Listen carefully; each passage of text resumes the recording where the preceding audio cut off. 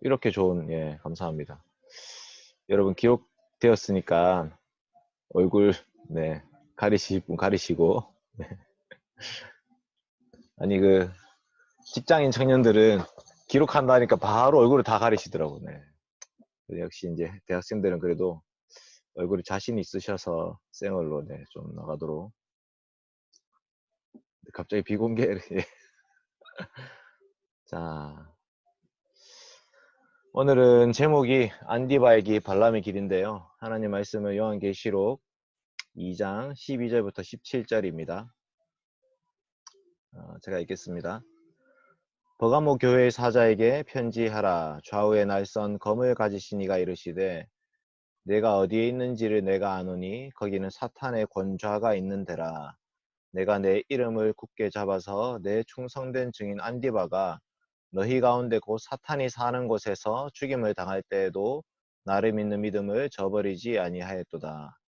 그러나 내게 두 가지 책망할 것이 있나니 거기 내게 발람의 교훈을 지키는 자들이 있도다. 발람이 발락을 가르쳐 이스라엘 자손 앞에 걸림돌을 놓아 우상의 재물을 먹게 하였고 또 행음하게 하였느니라. 이와 같이 내게도 니골라 당의 교훈을 지키는 자들이 있도다. 그러므로 회개하라. 그리하지 아니하면 내가 네게 속히 가서 내 입의 검으로 그들과 싸우리라. 귀 있는 자는 성령이 교회들에게 하시는 말씀을 들을지어다. 이기는 그에게는 내가 감추었던 만나를 주고 또 흰 돌을 줄 터인데 그 돌 위에 새 이름을 기록한 것이 있나니 받는 자 밖에는 그 이름을 알 사람이 없느니라. 아멘. 이제 오늘 말씀은 안디바의 길 그리고 발람의 길, 이 두 가지 길에 대해서 한번 좀 살펴보려고 합니다. 네. 이제 우리가 요런 구조를 지금 계속 보고 있죠. 수신자, 발신자, 칭찬과 책망, 경고와 약속, 이런 구조를 계속 보고 있는데요. 요 구조를 좀 여러분 기억을 하시면 좋겠습니다. 요 구조가 아주 중요합니다. 수신자, 발신자, 그 다음에 칭찬과 책망, 그리고 경고와 약속. 요 구조가 아주 중요한데 요거를 어떻게 좀 생각하셔야 되냐면 예배랑 연결해서 좀 보셔야 돼요. 예. 모든 이제 소아시아 7교회가 다 예배를 드리고 있는 상황인데요. 수신자와 발신자라는 것은 언약의 당사자 간의 만남을 뜻합니다. 언약의 당사자. 그러니까 언약의 당사자이신 하나님과 하나님의 하나님의 언약 백성인 교회의 만남이라고 볼 수 있는 거고요. 칭찬과 책망은 뭐냐면 이 하나님과 하나님의 언약의 백성들 사이에서 있었던 과거의 일이죠. 과거의 일. 과거의 일. 그래서 과거와 현재라고 볼 수 있겠네요. 과거와 현재. 과거와 현재의 일이고요. 그래서 지금 이제 과거와 현재를 돌아봤을 때, 그 관계 안에서 이제 칭찬부터 나오죠, 항상. 예. 네가 잘했구나. 이거 참 잘했다라고 하나님이 내가 안다라고 하는 단어가 계속 나와요. 내가 안다. 그래서 이제 너희가 나와 언약 백성이 되어서 지금까지 이렇게 살아왔던 거 참 잘하는구나 라고 칭찬부터 하고요. 그 다음에 이제 책망이 있죠. 근데 그러나 내가 네게 책망할 것이 두 가지 있나니 하면서 책망하노니 라는 문장으로 시작되는 책망의 말들이 나오고, 그 경고는 이제 그거죠. 지금 현재 하고 있는 일 중에 회개하라. 그렇지 아니하면 이라고 시작되는 경고의 말씀이 있고요. 그 다음에 약속은 뭐냐면 귀 있는 자는 성령이 교회들에게 하시는 자 말씀을 들을지니라 하고 나서 이기는 그에게는 이렇게 하는 약속이 있습니다. 그래서 이 예배 순서 가운데 뭘로 볼 수 있냐? 수신자, 발신자는 예배로의 부름이죠. 예배로의 부름. 예배로의 부름. 그리고 성령이 있죠. 성령. 칭찬과 책망은 이제 죄의 공적인 고백이라고 할 수도 있고, 이제 칭찬 이 부분은 뭐 이제 이게 감사일 수도 있고요. 그 다음에 하나님께서 우리에게 주시는 물론 네가 잘했구나. 그다음에 네가 잘하는 것이 사실은 이제 네가 잘한 것도 있지만 이제 어떻게 보면 하나님의 도우심 아니면 우리는 그렇게 할 수가 없거든요. 그래서 하나님의 은혜에 대한 고백이라고 볼 수 있습니다. 감사와 은혜가 있고 예배 순서 중에 있죠. 그러니까 경고는 뭐냐면 이제 설교가 있는 거예요. 설교와 책망이 있고 그 다음에 성찬이 있는 거죠. 성찬. 그래서 설교와 성찬을 통해서 네가 이렇게 해야 된다라는 경고장을 던지시는 거예요. 그다음 마지막으로 이기는 그에게는 이것을 강복선언이라고 볼 수 있습니다. 그래서 이제 이게 모든 예배 순서마다 사실 이런 요소들이 다 들어가 있는 거예요. 모든 예배 순서마다 교회마다 예배 드릴 때에 우리는 우리를 부르신 하나님이 어떤 분이신지 고백하고 그 하나님 우리를 불러주셔서 감사하고요. 그 다음에 하나님 우리를 향한 은혜를 내려주신 것에 대해서 우리가 감사를 올려드리고 그 다음 우리의 죄의 공적인 고백을 합니다. 그리고 하나님 말씀을 듣죠.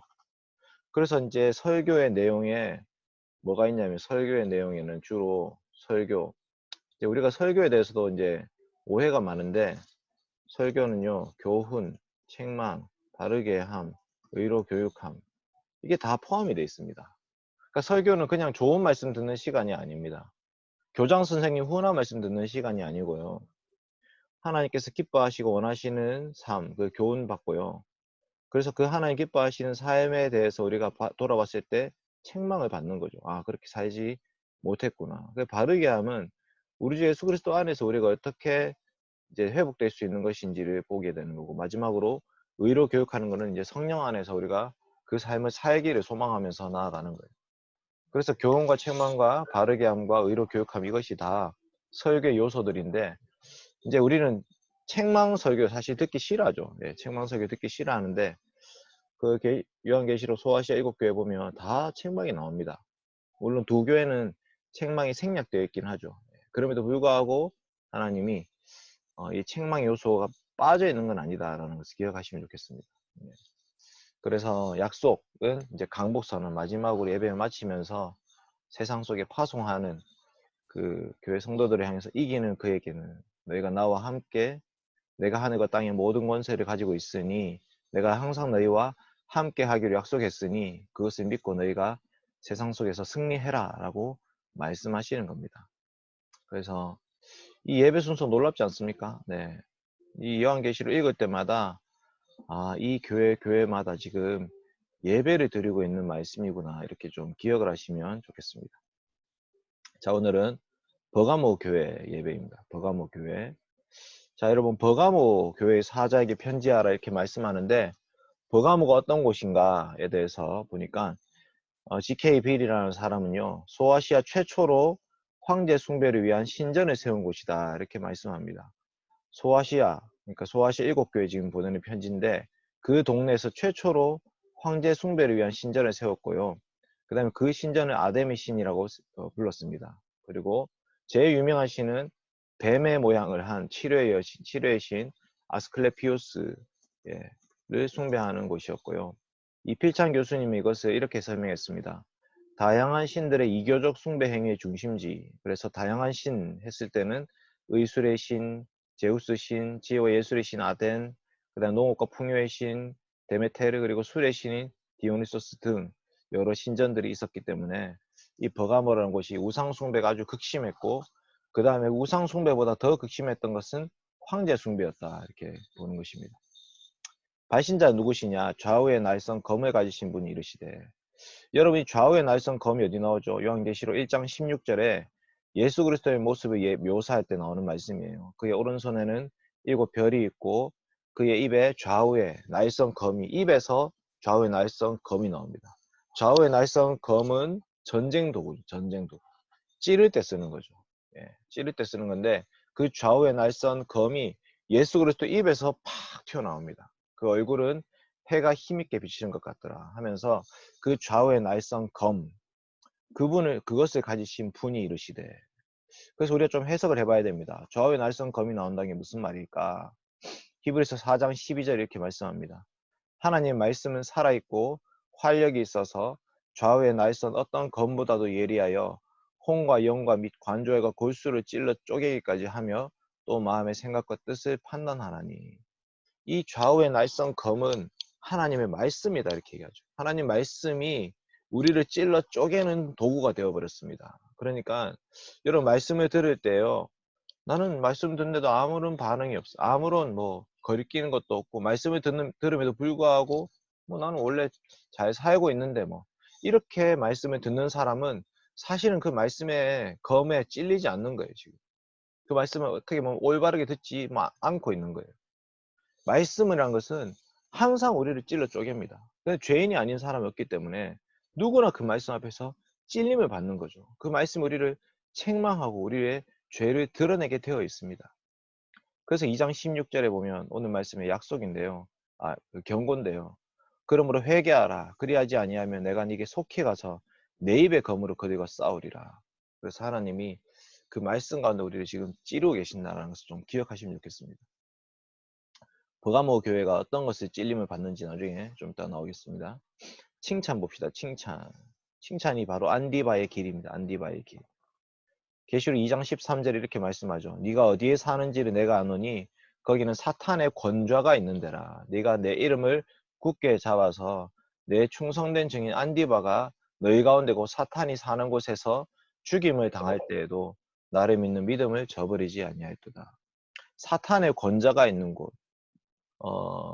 throne of 사탄 이렇게 나와요. 예, throne 그러니까 보좌가 있는 곳, 사탄의 보좌가 있는 곳이다. 예, 그래서 그레고리 빌, GK 빌이라는 사람이 버가모 지역 뒤편에는 원뿔 모양의 언덕이 있었고요. 그 언덕 위에 다양한 이방 신전들이 세워져 있었고 그 신 중에는 신들의 아버지라고 불리는 제우스 신이 있었다. 그래서 그 신전이 막 이렇게 즐비하게 이렇게 배치되어 있는 그 언덕 모양의 그 곳을 사탄의 권좌가 있는 곳이라고 이제 얘기했을 것이다 라고 추정합니다. 그리고 그 사탄의 권좌가 있는 곳, 사탄의 보좌가 있는 곳, 거기서 심판을 받는 거예요. 모형적인 심판을 받는 거죠. 사탄이 그 자리에 앉아서 좌정해가지고 재판장석에 앉아가지고 사람들을 불러 모은 다음에 한 명 한 명씩 죄를 지적하고 책망하고 그 죄에 대해 형벌을 내리는데 그 중에 어떤 사람이 있었냐? 안디바라는 사람이 있었던 거죠. 안디바라는 사람은 그 사탄의 자리에서 이 증인 안디바가 사탄의 자리에서 자기의 죄목을 가지고 형벌을 받습니다. 그 죽임을 당한다 이렇게 말해요. 죽임을 당한다. 사형 선고를 받은 거예요. 황제 숭배를 하지 않음으로 말미암아 사형 선고를 받는 그 장면을 떠올릴 수 있습니다. 여러분 누가 죽죠? 예. 많은 사람이 죽임을 당합니다. 황제 숭배하지 않아서 많은 사람이 죽임을 당하는데 네, 여러분 사도행전 12장 한번 봅시다. 제가 한번 보여드릴게요. 사도행전 12장 이것도 공유하기를 한번 해야겠네.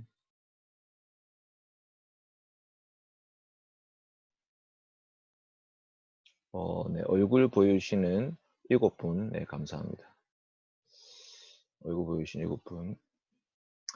사도행전 12장에 보시면 1절, 2절인데요. 여기에 순교가 나옵니다. 순교. 뭐 이제 다 음소거 하셨겠으니까 예, 같이 읽읍시다. 음소거 하셨으니까. 그때에 헤롯 왕이 손을 들어 교회 중에서 몇 사람을 헤아려 하여 요한의 형제 야고보를 칼로 죽이니 이렇게 말씀합니다.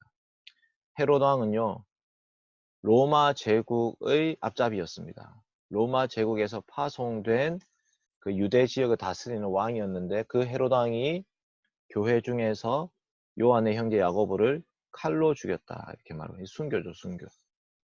그러니까 안디바라는 사람이 실제로 어떻게 죽임을 당했는지는 안 나오지만 그 안디바도 이런 방식으로 지금 순교를 당하고 있는 거예요. 근데 안디바는 죽을 때까지도 자신의 그 신앙을 저버리지 않았습니다. 예수 그리스도 이름, 네가 내 이름을 굳게 잡아서 예수 그리스도 이름을 굳게 잡고요. 이 안디바가 기꺼이 그 순교를 당하고 있는 거고 나를 믿는 믿음을 저버리지 아니하였도다. 예수 그리스도 믿는 믿음을 저버리지 않고 끝까지 순교의 길을 걸어갔던 거죠. 제가 지난주에 서머나 교회 얘기하다가 하나 빠뜨렸는데, 서머나 교회에 폴리갑이라는 사람이 있었습니다. 폴리갑, 아주 유명한 사람인데 서머나의 감독이었어요. 그 서머나의 감독 폴리갑이라는 사람이 86세 때 이제 잡혀서 죽임을 당하게 되었습니다. 그때 네가 예수 그리스도 이름을 한 번만 부인하면 살려줄게 이렇게 얘기했어요. 그랬더니 이 폴리갑이 뭐라고 대답했냐면, 주님이 저를 86년 동안 한 번도 부인한 적이 없는데 제가 어떻게 주님을 부인하겠습니까? 하면서 기꺼이 죽음의 길을 걸어갔습니다. 그 서머나, 네, 정말 생명나무의 면류관을 얻게 된 거죠. 죽도록 충성하라. 그러면 생명의 면류관을 내게 주리라 하셨는데, 정말 죽을 때까지 충성했던 그 폴리갑이라는 사람이 서머나에서 나타났습니다. 마찬가지로 이 버가모라는 곳에서도 안디바라는 사람이 충성된 증인으로서 기꺼이 죽음을 향해서 나아갔던 것을 볼 수 있는 것이죠. 요한계시록 1장 5절에 보면 이런 말씀이 있습니다. 또 충성된 증인으로 죽은 자들 가운데 먼저 나시고 땅의 임금들의 머리가 되신 예수 그리스도로 말미암아 은혜와 평강이 너희 있기를 원하노라. 여러분, 예수 그리스도가 바로 우리의 충성된 증인이었다 이렇게 말씀합니다. 충성된 증인. 충성되다 이 말이 이제 신실하다, 신실한 증인, 피스티스라는 단어를 쓰는데요. 그래서 예수님은 하나님의 약속에 신실하게, 하나님 그 말씀대로 온전히 순종하심으로 죽임을 당하셨죠. 그 예수님이 바로 충성된 증인이셨는데, 오늘 이 충성된 증인이라는 똑같은 단어를 안디바에게 붙이고 있는 거예요. 그리고 원래 원어에 보시면 나의 충성된 나의 증인 안디바, 나의라는 말이 강조되고 있어요. 두 번이나 나옵니다. 그러니까 예수님께서 마치 나와 같이 내가 그 말씀에 온전히 신실했던 것처럼 안디와도 그 말씀 가운데 완전히 신실하게 행했구나. 그 가운데서 죽임을 당했구나. 죽을 때까지도 나에 대한 믿음을 저버리지 아니했구나. 그 안디바에 대한 예수님의 애착을 볼 수 있는 것입니다. 칭찬이고요. 이제 책망으로 넘어가겠습니다. 책망 부분에서 발람의 길이 있습니다. 발람의 길. 이 안디바가 이제 알려지기로는 버가모의 교회의 이제 감독 혹은 목사님이었다 이렇게 알려져 있습니다. 자, 어떤 교회 목사님이 순교를 당하기까지, 죽기까지 그 믿음을 저버리지 않았어요. 그러면 버가모 교회 성도들은 어떻게 살아야 될까요? 버가모 교회 목사님이 죽기까지 그 믿음을 저버리지 아니하고 충성된 증인으로서 끝까지 예수 그리스도를 증거하고 죽었단 말이에요. 그럼 그 교회 성도들은 어떻게 살아야 될까요? 그 길을 같이 따라가야 되지 않겠습니까? 우리 목사님 갔던 길, 우리 신앙의 선배 갔던 길, 거기에 같이 따라가야 되지 않겠습니까? 근데 문제는 뭐냐면 책망할 게 있다는 거죠. 발람의 길을 가는 자들이 있습니다. 발람의 길. 여러분, 발람 어떤 사람이냐? 발람은요, 민수기 22장부터 25장에 걸쳐서 나오는 사람이에요. 민수기 22장부터 25장은 뭐냐면 이스라엘 백성들이 40년 광야 생활 다 끝내고 마지막으로 모압 평지에 가서 이제 좀 있으면 그 모압 평지에서 요단강만 건너가면은 가나안 땅이에요. 이제 광야 생활 40년이 다 끝난 상황에서 갑자기 모압 왕 발락이 발람 선지자를 불러서 저 이스라엘을 저주해라. 그런 말씀을 증거해라. 그럼 니한테 금은을 주겠다. 이렇게 약속하죠. 민수기 22장에 발락이 그 집에 가득한 은금을 내게 다 줄지라도 나는 하나님 말씀을 어겨서 더하거나 덜하지 못하겠노라. 이게 발람의 얘기거든요. 발람이 엄청 신앙이 좋은 것처럼 말하고 있죠. 근데 사실은 그 속에 어떤 마음이 담겨 있냐면 모압 왕 발락이 나에게 그 은금을 다 줬으면 좋겠구나 라는 마음이 담겨 있는 거예요. 어떻게 알 수 있냐? 민수기 31장 16절 이들이 발람의 꾀를 따라서 이스라엘 자손을 부올의 사건에서 여호와 앞에 범죄하게 하여 여호와의 회중 가운데 연병이 일어나게 하였느니라. 발람이 끝까지 저주하지 않았어요. 실제로는 저주하지 않았는데 24장 마지막에 발람이 없어져요. 갑자기 끝나버려요. 모압 왕 발락과 발람이 서로 헤어져요. 근데 그 바로 다음 장 25장 1절에서 이스라엘 백성들이 미디안 여인들과 음행을 하기 시작하죠. 희한해요. 근데 그 음행 때문에 연병이 퍼지고 거기서 수많은 사람들이 죽임을 당하고 그 다음에 비느하스라는 제사장의 손자가 창을 들고 일어나서 남녀가 음행하고 있을 때 둘 다 창으로 찔러 죽이는 그런 사건을 통해서 이 연병이 그치거든요. 근데 거기에 민수기 31장 해석이죠. 이들이 발람의 꾀를 따라서 연병이 일어나게 했다. 그러니까 발람이 겉으로는 선지자로서 하나님 말씀 대언하는 척하고 말씀만 증거했지만 뒤로는요, 그 불의의 삭슬 이렇게 갈취하기 위해서 여자를 집어넣어라, 이런 식으로 음행하게 만들었던 거예요. 그래서 베드로후서와 유다서에서 이렇게 말씀합니다. 그들이 브올의 아들 발람의 길을 따르는도다. 그는 불의의 삭슬 사랑하다가, 유다서에 똑같이 얘기하죠. 삭슬 위하여 발람의 어그러진 길로 몰려갔으며 그 돈 때문에 신앙을 팔아버렸다는 말을 하고 있는 것입니다. 먹고 살기 위해서 신앙을 팔아버린 사람에 대해서 발람이라고 지칭되는, 발람으로 대표되는 이 사람을 들어서 신앙 그거 아무것도 아니다. 오히려 저 먹고 사는 문제가 훨씬 더 중요하다. 이렇게 했던 사람을 발람을 대표적으로 말하고 있다는 거예요. 우상을 제물에 먹는 것과 행음의 관계가 있습니다. 민수기 25장 1절부터 3절에 보시면 순차적으로 보십시오. 민수기 25장 1절, 이스라엘이 시딤, 그러니까 모압 평지 중에 시딤이라는 그 지명이 있는데요. 그 시딤에 머물러 있더니 그 백성이 모압 여자들과 음행하기를 시작하니라. 예. 처음에는 거기 있는 여자들하고 음행을 하기 시작합니다. 음행.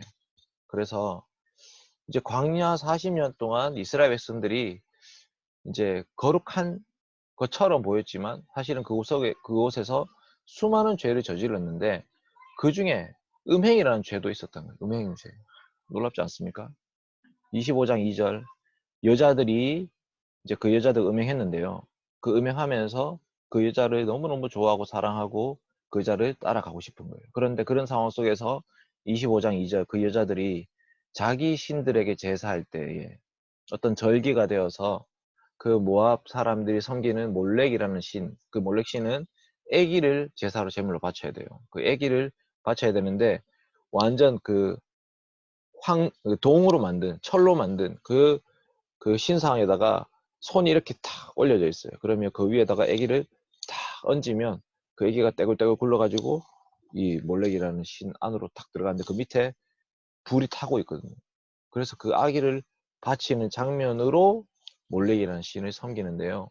그 여자들이 자기 신들의 제사할 때에 이스라엘 백성을 청함해 백성이 먹고 마시고 그들의 신들에게 절을 하기 시작한 거죠. 여러분, 그 우상 숭배가 영적인 간음이라 하잖아요. 우상 숭배, 영적인 간음. 이게 처음에는 육체적 간음부터 시작했어요. 육체적인 음행부터 시작했지만 나중에는 영적인 음행까지 간 거예요. 우상 숭배했었죠. 그 우상 숭배의 재물을 먹고 마셨어요. 우상을 자기의 신으로 섬겼습니다. 그러니까 이스라엘이 바알 부올이라는 신에게 가담한지라, 부속된지라 이렇게 표현해요. 여호와께서 이스라엘에게 진노하십니다. 그래서 이게 어떻게 이런 일이 있을 수 있지 생각하지만 생각보다 이런 일이 많습니다.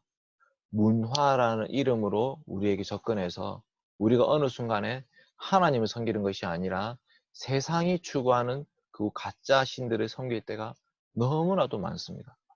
여러분, 대학교 축제가 있죠. 대학교 축제. 대학교 축제는 무엇을 섬기는 겁니까? 여러분, 옛날에 고대 근동 지역, 거기서 이방 신들을 섬길 때에 축제를 벌입니다. 먹고 마시고 취하고 벌거벗고 한밤중에 남녀가 뒹굴고. 근데 이 시대에 대학의 축제가 그런 거죠. 이 시대 대학의 축제가 먹고 마시고 밤새 술에 취해서 남녀가 뒹굴고. 어떻게 보면 그 그림이 정말 비슷해요. 그러면서 사람들이 자기 안에 있는 욕구를 분출하는 거죠. 그 욕구를 분출하면서 바알 부올에게 가담하는 것처럼 어쩌면 우리의 마음속에 내재되어 있는 또 다른 우상에게 우리가 가담하게 되는 거죠. 그래서 민수기 25장 이스라엘 백성들만 우리가 욕할 게 아니라 지금 이 시대 우리는 과연 어떤 신에게 부속되고 있는 것인가 돌아볼 필요가 있습니다. 그러면서 이제 2장 20절에 내가 내게 책망한 일이 있노라 하면서 이 두아디라 교회에 똑같은 말을 하죠. 자칭 선지자라는 여자 이세벨을 네가 용납하고 있다. 이세벨은 아합 왕의 아내였습니다. 그런데 이 이세벨 시대에 이스라엘 백성들이 하나님을 섬기는 척 하지만 하나님 아무도 섬기지 않습니다. 오히려 바알과 아세라 신을 섬기고 있는 모습. 그래서 엘리야 자기 혼자 하나님 백성으로 살고 있는 모습. 그때 이스라엘 백성들 어떻게 살았냐? 그가 내 종들을 가르쳐 행음하게 하고 우상 제물을 먹게 하는도다. 그러니까 음행과 우상 제물을 먹는 문제가 계시록 2장 20절에 또 연결되고 있는 거예요. 그 다음 2장 6절에 한 가지 더 덧붙이는데요. 오직 내게 이것이 있으니 내가 니골라 당의 행위를 미워한도다. 이 니골라 당의 표현이요, 오늘 말씀에 연결되어 있습니다. 이와 같이 내게도 니골라 당의 교훈을 지키는 자들이 있도다. 그러니까 지금 버가모 교회가 잘못하는 것이 크게 보면 이제 두 가지죠. 음행도 했고 우상 제물도 먹고 있어요. 그러니까 그 이방 신전 앞에서 절하지 않으면 먹고 살 수 없는 버가모라는 도시에서 먹고 살기 위해서 신앙을 저버리고 있는 모습인데요. 그게 자신의 쾌락, 자신의 탐욕도 채우면서 좋은 게 좋은 거다 하면서 이거를 혼합주의라 하는데, 그렇게 살고 있는 모습이에요. 하나님 예배 안 드리는 것이 아닙니다. 주일 예배 잘 드립니다.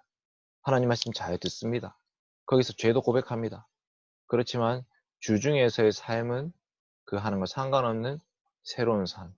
내가 이 세상에서 살기 위해서는 이 세상의 룰을 따라야 된다. 그러니까 이게 발람의 길이라는 것이 이게 참 드러나지 않는 거예요. 그냥 뭐 그럴 수 있지. 이 정도의 상황이란 말이에요. 그러나 하나님 그것을 용납하시지 않는 거죠. 너희가 어떻게 이럴 수가 있느냐, 이렇게 말씀하시는 것입니다. 그래서 경고가 뭐냐면 회개하라. 그리하지 아니하면 내가 네게 속해 가서 내 입의 검으로 그들과 싸우리라. 아까 말씀드렸듯이 내 입의 검, 그것은 하나님의 말씀입니다. 성령의 검, 곧 하나님의 말씀을 가지라. 하나님 말씀은 살아있고 활력이 있어 좌우의 날선 검보다도 예리하다. 마태복음과 누가복음에 보면 예수님이 이 땅에 검을 주러 왔다. 내가 이 땅에 불을 주러 왔다. 이렇게 말씀하시는데요. 그 검과 불이 뭐냐면 불로 된 검이에요. 불칼이에요. 불칼. 그 불칼이 뭐냐, 창세기 3장 24절에 두루 도는 불칼을 두어서 생명나무의 길을 지키게 하시니라. 여러분, 이 칼을 가지고 우리 죄를 드러내야 되는 거예요. 그래서 출애굽기 32장에 가면 이스라엘 백성들이 금송아지 사건이 있을 때에 모세가 칼을 차고 이제 이문에서 저문까지 형제들을 죽이라고 얘기했어요. 이 금송아지 사건에 부속된 자들에 대해서 칼로 확실하게 탁, 예, 찔러 쪼개는 거죠. 그래서 하나님께서 이 칼이라는 것을 말씀하실 때마다 심판, 전쟁, 그 다음에 그 칼을 통해서 사람들을 다 구별시키는 거예요. 거룩이라는 것을 지키는 거죠. 그래서 민수기 25장에 아까 말씀드렸듯이 그 바알 부올에게 부속되어 있는 이스라엘 백성들도 결국 이 연병이 어떻게 끝쳤냐면,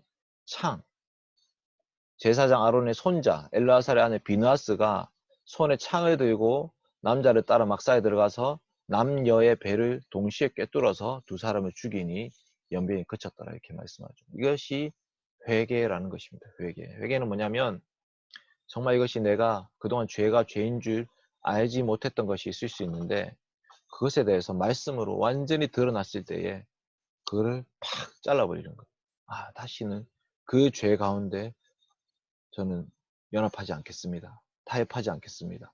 그것이 죄인 줄 알고 다시는 거기에 대해서 확실하게 자르겠습니다. 이것이 바로 회개, 돌아서는 거죠. 그래서 마지막 약속은 이런 거예요. 성령이 교회들에게 하시는 말씀을 들을지어다. 이기는 그에게 만나 주고 흰 돌을 줄 건데, 이 흰 돌이니까 별로 좀 와닿는 게 없죠. 보석이면 보석. 흰 돌. 보석인데요. 그 돌 위에 새 이름을 기록한 것이 있나니 받는 자밖에 그 이름을 알 사람이 없느니라 해가지고, 여러분 만나, 광야의 이스라엘 백성들에게 만나를 주셨죠. 하나님께서 하늘의 양식을 내려주신 거예요. 만나라는 것은 그저 이 땅에서 먹고 마시는 양식이 아니고, 내가 너의 먹고 살 길을 하늘에서부터 내려줄 테니까 너희는 나를 따라와라. 이게 만나 사건이 주는 핵심입니다. 여러분. 하나님의 말씀, 여러분 이 말씀이 우리의 진정한 생명의 양식이다라고 고백하셔야 됩니다. 이것이 이 버가모 교회도 주시는 말씀이지만 우리에게 주시는 말씀이에요. 내가 먹고 살기 위해서 신앙을 저버릴 수 없습니다. 그러나 내가 예수 그리스도를 믿음으로 주님을 주님으로 고백하며 살아가는 그 길 가운데 주님이 우리의 인생을 책임져 주시는 거예요. 제가 잘 쓰는 예화 그런 거죠. 고3 때 주일날 공부하면, 주일날 교회 가면 다른 친구들보다 시험 더 잘 칠 수 있습니까? 고3 때 나 주일 지키겠습니다 하고 주일날 교회 가면 시험 더 잘 칠 수 있을까요? 점수가 더 높습니까? 저는 그럴 수 없다고 생각해요. 이상한 거지. 그럼 주일날 다른 친구들 제대로 공부 안 한 거 놓은 거죠. 객관적으로는 주일날 공부하는 사람이 훨씬 더 점수를 잘 받을 수 있습니다. 네. 더 좋은 대학 갈 수 있죠. 근데 문제는 뭐냐면 대학이 그 사람 인생을 보장해 줍니까? 그 점수가, 수능 점수가 그 아이의 인생을 보장해 주냐 말이에요. 아닙니다. 우리 주 예수 그리스도께서 우리의 인생을 보장해 주시는 거예요. 주일에 지키는 그 영혼, 그 사람, 그 친구, 그 학생의 인생을 주님이 책임져 주시는 거예요. 점수는 좀 못 나올지 모르지만 과연 우리는 어떻게 살아야 될지에 대해서 좀 고민할 필요가 있습니다. 하나님이 만나를 주시겠다고 약속하셨습니다. 그 다음에 새 이름이 기록된 흰 돌, 이건 뭐냐면 만나의 모양이 진주와 같은 것이다. 11장 7절, 민수기 11장 7절에 만나의 모양이 진주와 같다 했는데, 이 진주가요 베들레헴이라는 단어인데, 이 베들레헴 단어가 창세기 2장 12절에 또 나와요. 그 땅에 금은 순금이요 그곳에는 베들레헴과 호마노도 있으며. 근데 출애굽기 28장에 이 호마노, 베들레헴과 호마노가 있는데, 이 호마노를 가지고 이스라엘 백성들 이름을 거기에 새겨놨습니다. 이스라엘 아들들 이름, 12아들 이름을 새겨놨어요. 출애굽기 28장에 보면 제사장의 어깨에 흰 돌이 2개가 있는데, 그 호마노를 2개를 가지고 한 호마노에 6 이름, 다른 호마노에 6 이름 새겨가지고 그것을 어깨 위에다가 탁 올려놨어요. 놀랍지 않습니까? 하나님께서 제사장의 어깨 위에 그 보석에다가 이름을 새겨 놓은 것처럼 어떻게 하시겠냐? 계시록 3장 12절, 내가 하나님의 이름과 하늘에서 내려오는 새 예루살렘의 이름과 나의 새 이름을 그 이 위에 기록하리라. 내 하나님 성전 위에 기록하리라 말씀하셨는데, 이거는 빌라델비아 교회에 대한 약속이죠. 근데 계시록 21장의 마지막에 보면 이렇게 있어요. 하늘에서 거룩한 성 새 예루살렘이 내려오는데요. 그 거룩한 성 새 예루살렘에 12문이 있는데 12천사가 있고 그 문에 이름이 써 있는데 12지파 이름이에요. 그 다음에 그 성의 성곽에는 12기초석이 있어요. 거기는 12사도의 이름이 있어요. 여러분, 그 14만 4천이라는 숫자가 어떻게 나오는 거냐면 12 곱하기 12 곱하기 10의 3승이거든요.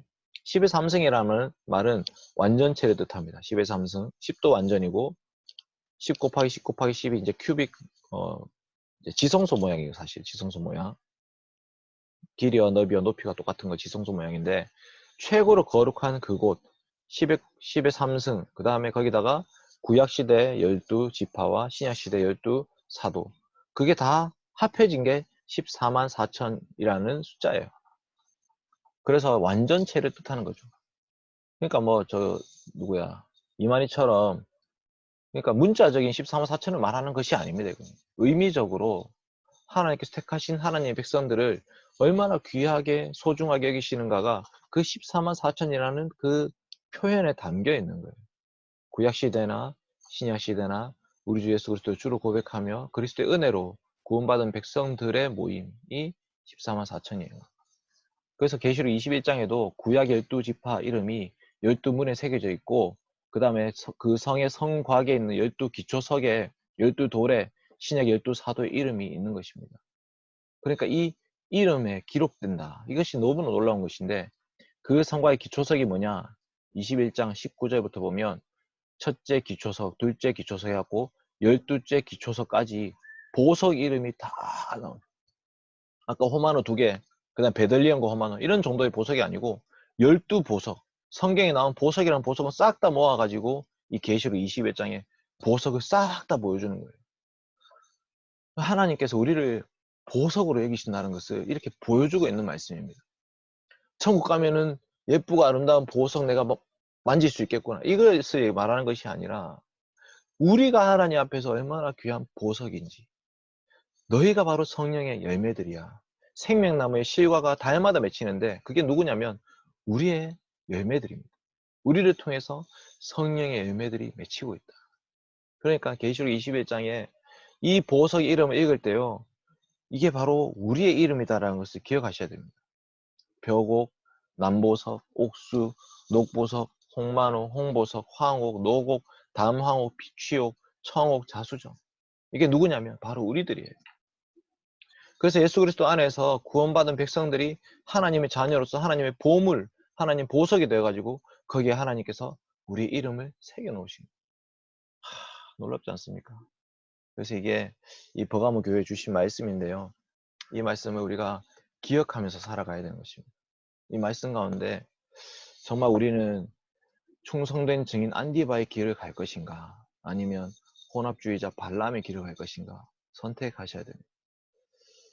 이제 코로나19로 인해서 우리 신앙이 지금 검증받고 있는 시기가 됐습니다. 그동안에는 교회를 가면, 교회를 다니는 것이 나의 신앙이라고 생각했죠. 근데 지금은 교회를 다니는 것이 우리의 신앙이 아님을 다 알고 있습니다. 교회를 다니는 것이 신앙이 아니라 정말 나에게 예수 그리스도를 주님으로 고백하며 그 그리스도 안에서 새로운 삶을 살고 있는 것인가? 나의 정체성과 나의 자아를 그리스도 안에서 새롭게 발견하고 있는가? 아니면 여전히 나는 나의 외적인 것들, 신앙을 저버리고 포기하고 다른 것을 취함으로 내가 거기서 나를 드러내고 나를 인정받으려고 하는 것인가? 이거를 잘 고민해야 됩니다. 코로나19로 인해서 진짜 신앙이 드러나는 거예요. 주님 없이는 살 수 없습니다. 고백한다면 이런 상황 속에서도 말씀 읽고 기도하면서 하나님 앞으로 나아가셔야 됩니다. 그래서 이제 오늘 말씀 마치는데요. 여러분이 안디바의 길과 발람의 길을 기억하십시오. 이 두 가지 길 가운데 과연 나는 어떤 길을 갈 것인가 기억하시고 정말 주님께서 기뻐하시는 길을 가셨으면 좋겠고, 그 마지막 날에 생명나무의 실과를 먹는 그곳에서 우리의 이름이 보석과 같이 새겨져 있는 그날을 꿈꾸면서 달려가는 저와 여러분 되시길 바랍니다. 잠깐 기도하도록 하겠습니다.